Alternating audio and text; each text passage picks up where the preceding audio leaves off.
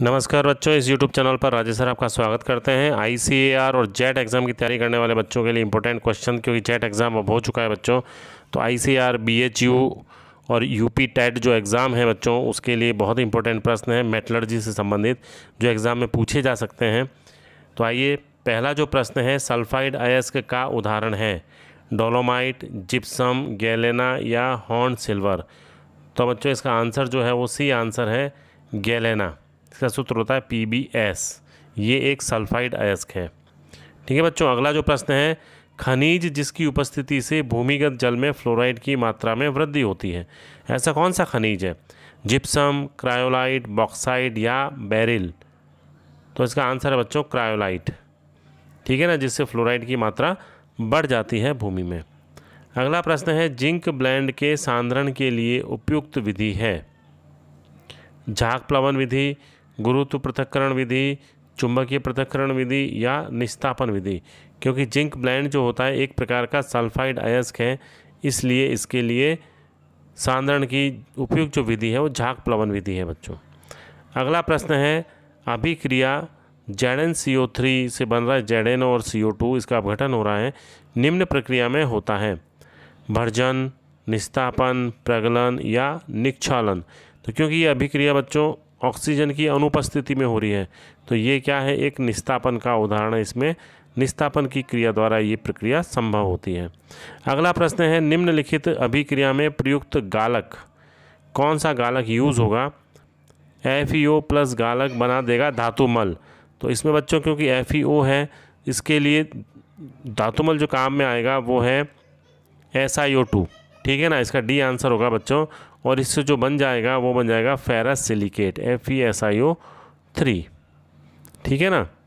अगला प्रश्न, निकल धातु के शोधन के लिए उपयुक्त विधि है विद्युत अपघटनी विधि, वाष्प प्रावस्था विधि, ऑक्सीकरण या द्रवण। इसका आंसर बच्चों है वाष्प प्रावस्था विधि, इसके निकल के शोधन की उपयुक्त विधि है। अगला प्रश्न है बच्चों, जॉन परिष्करण विधि द्वारा शुद्ध की जाने वाली धातु है कॉपर, जर्मेनियम, लेड या जर्कोनियम। तो इसका आंसर बच्चों सेकंड है जर्मेनियम। अगला प्रश्न, मैग्नीज तथा क्रोमियम के निष्कर्षण हेतु प्रयुक्त विधि है एल्यूमिनोतापी, विद्युत अपघटनी, कार्बन द्वारा अपचयन या कार्बन मोनोऑक्साइड द्वारा अपचयन। तो इसका आंसर फर्स्ट है बच्चों, एल्यूमिनोतापी विधि जो होती है इनके निष्कर्षण में प्रयुक्त की जाती है। अगला प्रश्न है, तांबे का प्रमुख अयस्क है कॉपर पाइराइटिस, मेलेकाइट, क्यूप्राइट या एजुराइट। तो इसका आंसर भी बच्चों फर्स्ट है, कॉपर पाइराइटिस जो होता है वो तांबे का एक प्रमुख अयस्क होता है। अगला प्रश्न है, सल्फाइड अयस्कों के सांद्रण के लिए प्रयुक्त की जाती है गुरुत्व पृथक्करण विधि, झाग प्लवन विधि, चुंबकीय विधि या रासायनिक विधि। का जो आंसर है बच्चों सेकंड है झाग प्लवन विधि, क्योंकि सल्फाइड अयस्कों का सांद्रण झाग प्लवन विधि द्वारा किया जाता है।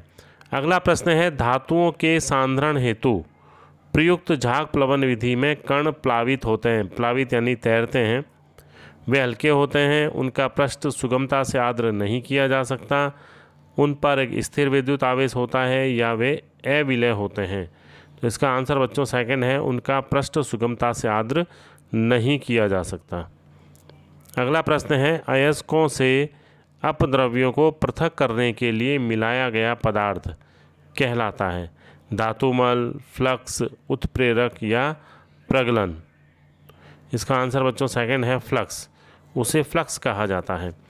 अगला प्रश्न है, धातु निष्कर्षण में निस्तापन की प्रक्रिया साधारणतः की जाती है कार्बोनेट अयस्क पर, हाइड्रोक्साइड अयस्क पर, सल्फाइड अयस्क पर या A और B दोनों पर। तो इसका आंसर बच्चों डी है, A और B दोनों पर, यानी कार्बोनेट अयस्क और हाइड्रोक्साइड अयस्क पर।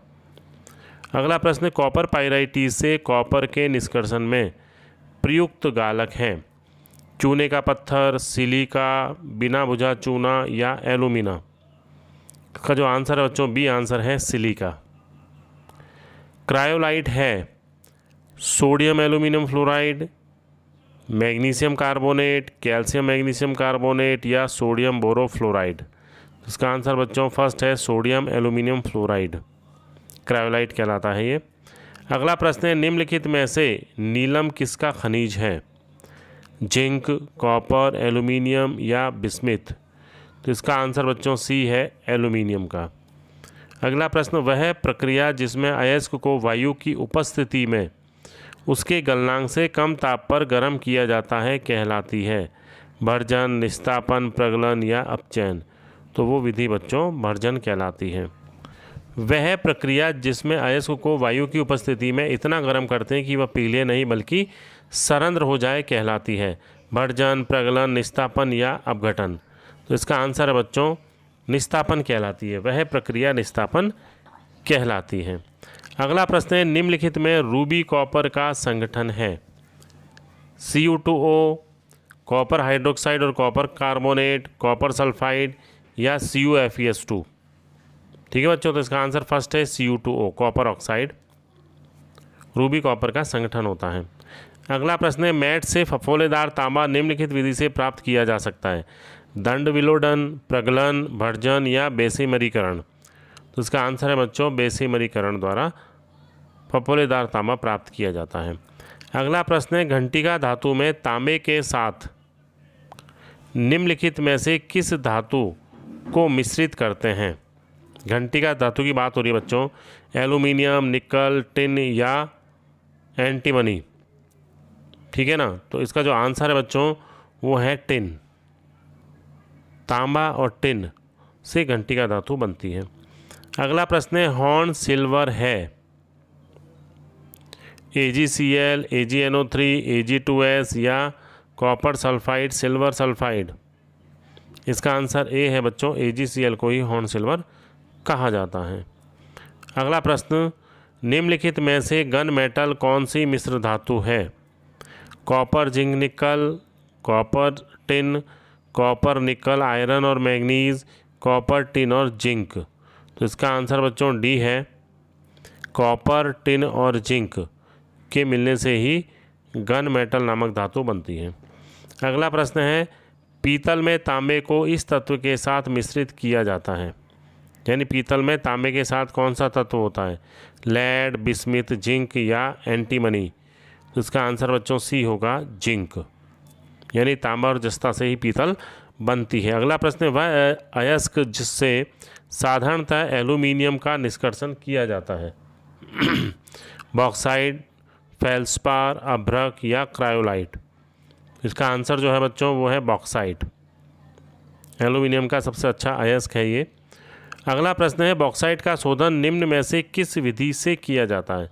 बेयर विधि, हॉल विधि, सरपेक विधि या इन सभी के द्वारा? तो इन सभी के द्वारा ही किया जाता है, फोर्थ आंसर है इसका। अगला प्रश्न है, लाइमोनाइट किस धातु का अयस्क है? कॉपर, Ag, एल्यूमिनियम या आयरन? इसका आंसर बच्चों डी है, आयरन। अगला प्रश्न, मेलेकाइट है क्या है? सल्फाइड अयस्क, ऑक्साइड अयस्क, कार्बोनेट अयस्क या सिलिकेट अयस्क?